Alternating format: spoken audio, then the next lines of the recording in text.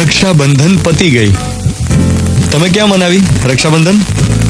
હકીકતમાં કે ફેસબુક પર? તમે રક્ષાબંધન મનાવી હશે તમારા ફેમિલીમાં કોઈના ઘરે, અથવા તો તમારા ઘરે લોકો ભેગા થયા હશે.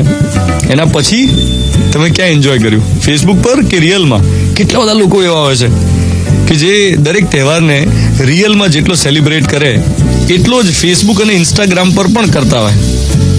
15 ઓગસ્ટે જેટલા તિરંગા દેશમાં નહીં ફરક્યા હોય એનાથી 100 ગણા વધારે તો વોટ્સએપ પર ફરકેલા તિરંગા. આખા દેશમાં જાણે દેશભક્તિનો ઉભરો આવી ગયેલો 15 ઓગસ્ટે સોશિયલ મીડિયામાં. ઇન્સ્ટાગ્રામ પર રાખડીવાળા હાથના ફોટોગ્રાફ્સ મૂક્યા લોકોએ. ફેસબુક પર જમવા ગયા હો રેસ્ટોરન્ટમાં, તેનું ચેક ઇન કર્યું હોય, એના પિક્સ શેર કર્યા હોય.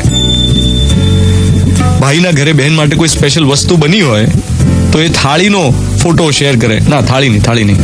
હવે તો બધું ડિશમાં જ પીરસાય છે ને. થાળી ઇઝ આઉટડેટેડ, યુ નો. પણ જો ખરેખર કોઈ ભાઈએ બહેન માટે જાતે વસ્તુ બનાવીને ગિફ્ટ આપી હોય ને તો સલામ છે એને. કેટલી સરસ વાત છે યાર, પર્સનલાઇઝડ ગિફ્ટ, જાતે બનાવેલું કશુંક આપવાનું. ઇનફેક્ટ ઘણી બધી બહેનોએ જાતે બનાવેલી રાખડી પણ બાંધી હોય છે. એટલે માર્કેટમાંથી નહીં લાવવાનું, યુનિક સેલ્ફ મેડ રાખડી. અને ભાઈ પણ કંઈક જાતે બનાવીને ગિફ્ટ આપે બહેનને. તો ફેમિલી સાથે કરેલા આનંદને મમળાવતી સવાર પડી છે.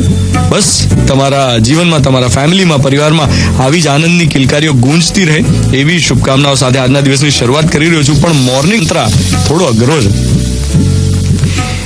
એ દરેક ભાઈ જેના હાથ ઉપર રાખડી છે, અત્યારે રાખડી છે, એના માટેનો મોર્નિંગ મંત્ર એ છે કે પ્રોમિસ કરો કે હવેથી બહેનની ગાળો કોઈને નહીં આપો.